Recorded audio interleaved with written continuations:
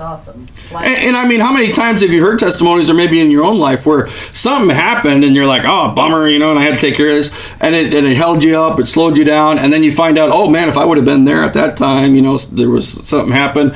I know with Dennis, there's times where God's like, okay, go over here, and then some car swerves off the road and almost would have hit you if you were in that spot, and it's amazing how there can just be little teeny things that happen, and God's just protecting us, or making sure we're going to be at a certain place to see a certain person and talk to them.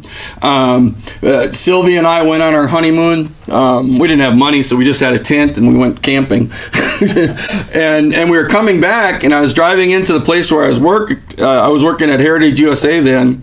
It was a Christian resort in South Carolina that Jim and Tammy Baker had. And I was going to go in to get my paycheck. So I'm driving into the place, and I see this gal hitchhiking.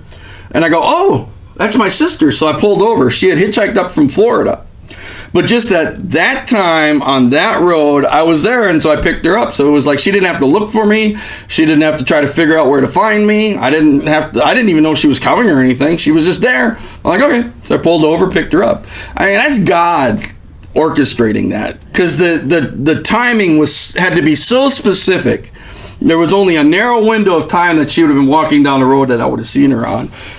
And he worked it out. And who knows what rides she got, what delays she got. Who knows if we stopped, all those things, and God worked it out. And as we're putting the kingdom of God first, we're focusing on God, what he's wanting to do, fulfilling his will, looking for those opportunities, resting in him. Man, the opportunities, the things, it just falls into place. And it's a restful, peaceful peace that passes understanding. A joy that's unspeakable and full of glory. Why are you so joyful? Because I'm just hanging with Daddy. Daddy's here and he's got my back. And my dad's bigger than your dad. He could beat your dad up.